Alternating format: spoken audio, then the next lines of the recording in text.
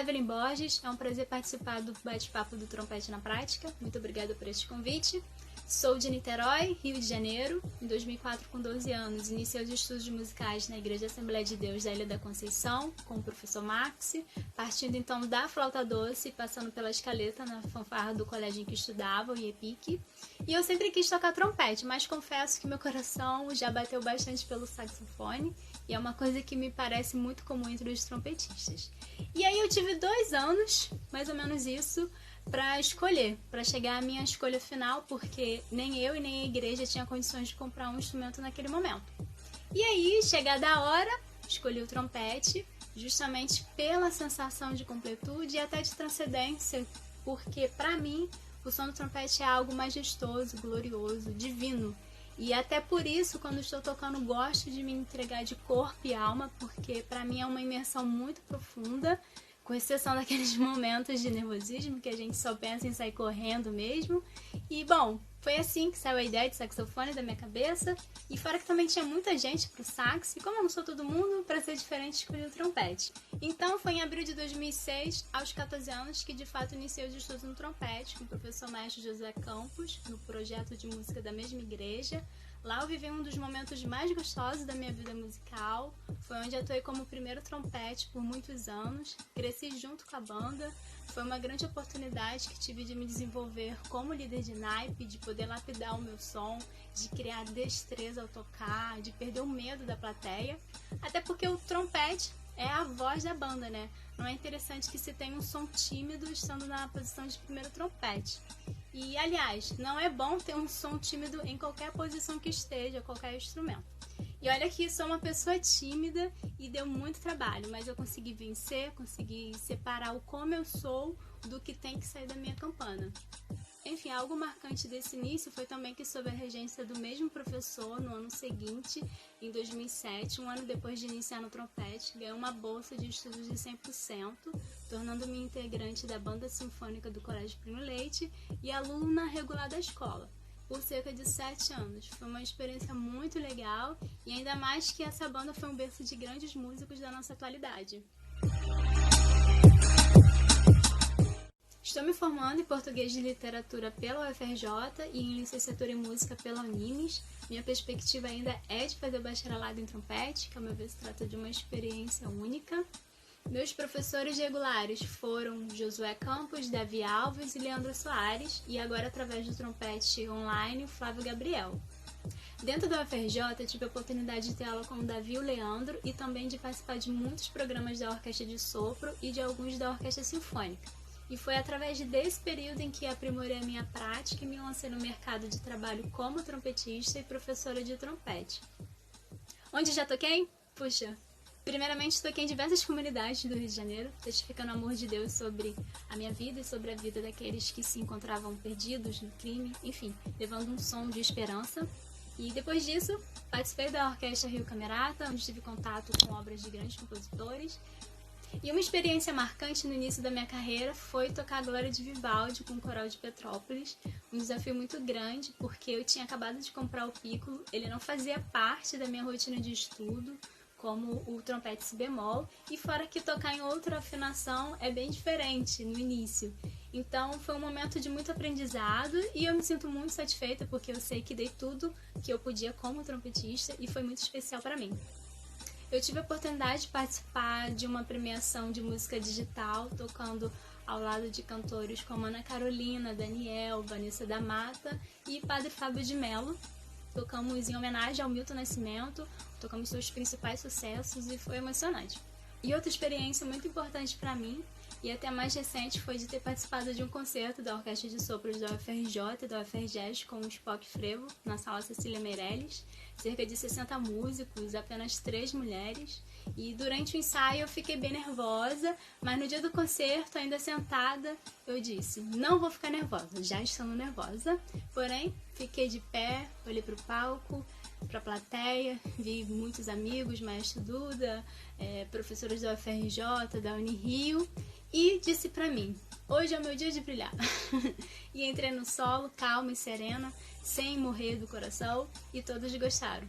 pelo menos foi o que disseram, né? Enfim, eu consegui curtir o momento, mesmo com toda a pressão do contexto. Foi uma noite incrível para mim. Atualmente, sou professora do programa Orquestra nas Escolas da Prefeitura do Rio de Janeiro, dou aula para o Centro de Formação de Orquestra, onde os alunos entram através de uma audição, e dou aula nos polos, onde os alunos são iniciantes. Lá eu tenho tido uma experiência pedagógica muito importante e riquíssima com toda a programação de concertos e musicais que fazemos. E, durante a quarentena, fiquei responsável por mais de 30 alunos iniciantes e intermediários do município do Rio de Janeiro. Eu criei até uma personagem que ficou famosinha, que é um vocal que eu chamei de Francisquinha. E foi uma experiência muito boa durante essa quarentena. Eu pude fazer uma reflexão muito maior sobre a minha prática pedagógica e eu fico muito agradecida pelas oportunidades que eu tive. Como trompetista, sou o primeiro trompete da Orquestra Municipal de São Gonçalo desde 2019. Sou integrante do grupo de trompete Floreio Brasil, que já tocou com Rubens Simeon e o Arthur Sandoval no JTF de 2018.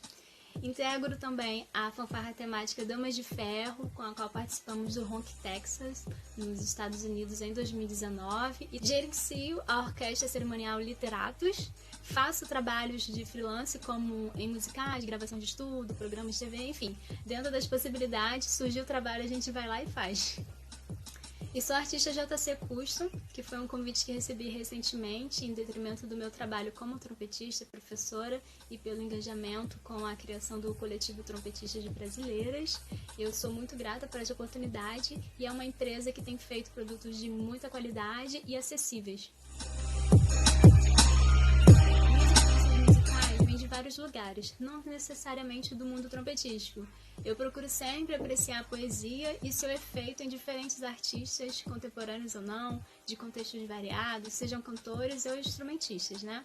Então, a história dos artistas que me influenciam muito me faz refletir não apenas sobre a maneira que toco ou quero soar, mas também sobre o que eu faço da minha carreira. Eu poderia dizer que meus principais influenciadores musicais são aqueles que foram e são meus professores atualmente. Para iniciar esse assunto, eu gostaria de afirmar que uma mulher tocando trompete é algo muito normal. É um ser humano que toca um instrumento de sopro como qualquer outro. Então, você vai encontrar mulheres trompetistas virtuosas e não virtuosas, mas que têm a capacidade de exercer um simples, entre aspas, trabalho, como o de fazer uma clarinada de casamento. Da mesma forma que vai encontrar trompetistas homens virtuosos e muitos não virtuosos. Contudo, uma das principais diferenças que nós mulheres trompetistas nos deparamos é que os homens que não são virtuosos, esses não são criticados por não serem, o que ocorre de maneira diferente com a mulher trompetista.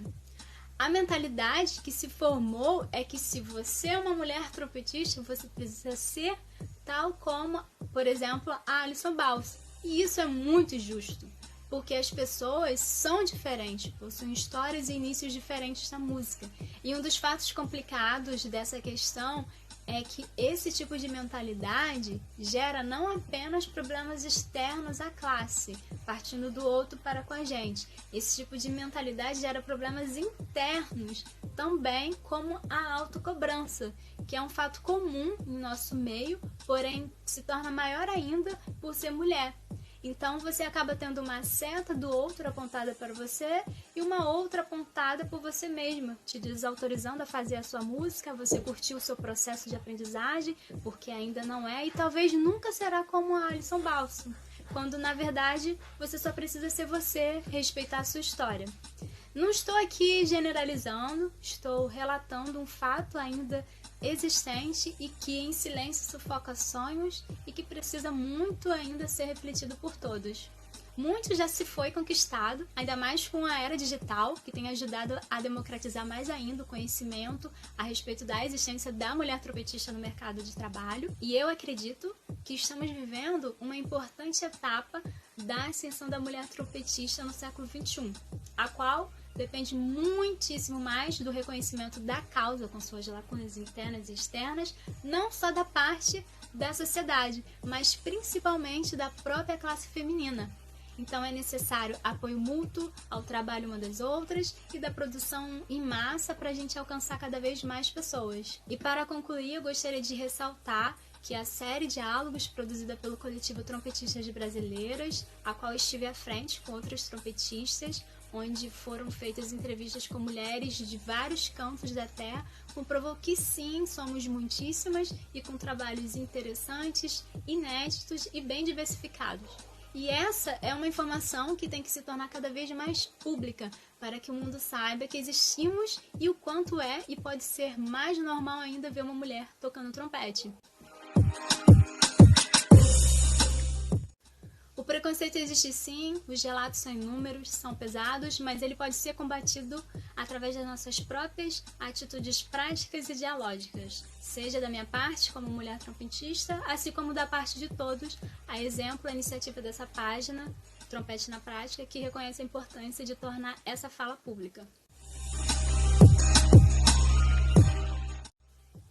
O novo normal do mercado musical desencadeou uma série de coisas positivas. A exemplo, temos uma democratização muito maior do conhecimento musical no universo trompetístico. Em toda a história, isso nunca tinha acontecido mundialmente tão em massa. E além disso, despertou um cuidado que é a necessidade de ter maturidade digital para filtrar os bons entre os falsos conteúdos, seja de aula ou não. Acho que é da responsabilidade de quem encaminha informação digital sempre apontar a necessidade de se ter um professor regular e também de quem produz algo ser o mais sincero possível em suas edições. Dessa nova era surgiu também a necessidade de haver reflexões sobre a construção da carreira musical na plataforma digital, e isso pensando não apenas no retorno monetário, mas também no compromisso artístico histórico em fornecer acesso à sua arte. E como estive à frente da série Diálogos das Trompetistas Brasileiras e também participei da produção de mídias do encontro da ABT Online, eu posso afirmar algo com muita propriedade, que é a conclusão de que uma parte muito significativa dos trompetistas, sejam homens ou mulheres, não preocupam-se com a produção artística de sua carreira. Eu acredito que o mínimo que o músico tem que ter é um resumo da sua biografia musical, uma foto de qualidade e um vídeo voltado para o que se propõe a fazer. Em diversos casos, desde trompetistas conceituadíssimos, essa lacuna foi detectada várias vezes. E a consequência delas são talvez a perda de uma oportunidade de trabalho para alguns e a de privar outros trompetistas de conhecerem e se inspirarem na história do mesmo. Então, na minha opinião, quando você se propõe a ser um artista, você tem que ter, além das suas responsabilidades individuais, também sócio-históricas com a sua comunidade. Então, acredito que para o normal e para o novo normal, que ter um mínimo de material artístico pronto será algo essencial para se manter nos trabalhos, desencadear outras oportunidades e que o investimento nas redes sociais, principalmente no Instagram, é e será mais ainda um canal de fruição de trabalhos. A ideia de ter um portfólio musical organizado, ter um acesso mais facilitado à sua arte para que outras pessoas apreciem e se inspirem e para que também as pessoas certas que tiverem a fim de contratar a pessoa possam acessar o seu perfil e conhecer mais do seu trabalho. Dar continuidade aos meus trabalhos como trompetista e da pedagogia do trompete. Trabalhar de forma mais intensa ainda com o meu projeto das trompetistas brasileiras. Tenho várias ideias em rascunho para 2021, de formato online e até presencial, com fé que vai dar tudo certo com a vacina contra o Covid-19. E será também um ano que estarei fechando minhas licenciaturas, português e literatura e música, e me preparando para cursar o bacharelado em trompete e trabalhando também de forma mais assídua no meu projeto de pesquisa para o mestrado. E tudo isso são apenas expectativas. Caso elas mudem, eu terei consciência. O importante é sempre ter uma direção. A dica que quero deixar é: nunca deixe de planejar. O planejamento nos dá um parâmetro de onde estamos e aonde queremos chegar. E lá na frente também nos mostra o que falhou para podermos aprimorar. Os principais desafios de um planejamento são a sinceridade consigo mesmo para elaborar algo possível e a determinação da disciplina para realizar todas as metas que remetem aos objetivos. E a maior dica de todas é: estude para alcançar, mas acima de tudo, em dias de glória e até de perda, seja feliz em seu processo de aprendizagem. O ano de 2020 nos mostrou que, tocando o concerto mais difícil do mundo ou não, o tempo é agora. Então, sem noias, cobranças exageradas, curta seu trompete e todos os momentos. Valeu, Trompete na Prática. Muito obrigada pelo convite.